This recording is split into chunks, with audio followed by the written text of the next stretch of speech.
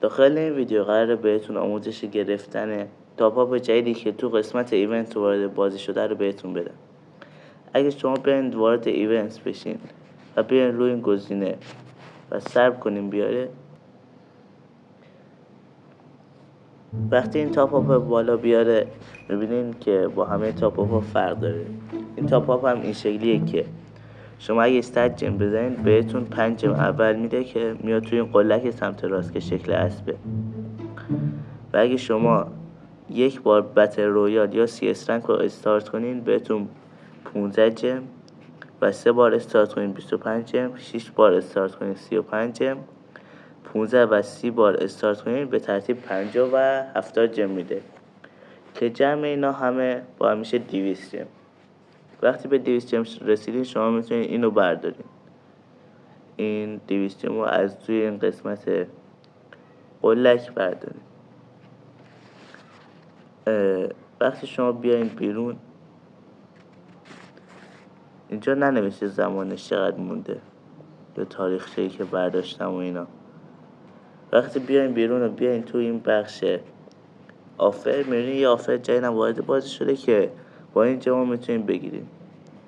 آفرش هم ستش نسبتا قشنگه. این لباسش که صورتیه، شلوارش هم که هیچی، موهاش هم خیلی قشنگه و همین دیگه. تو این آفر توکن گان لولی داره، 3 تا باکس، نه ببخشید 4 تا باکس داره.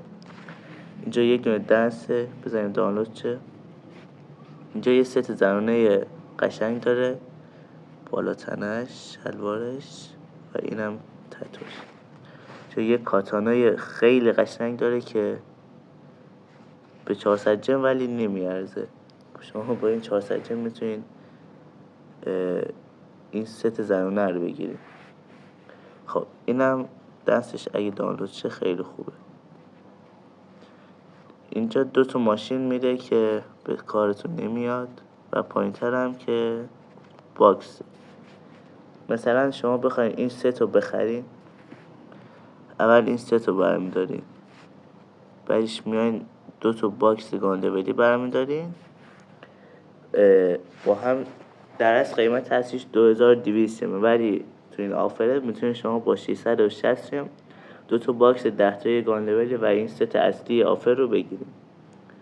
حالا اگه نخواستین ست اصلی رو میتونید همشو 2 تا باکس گان لولی بگیرین و مثلا این ست زنونه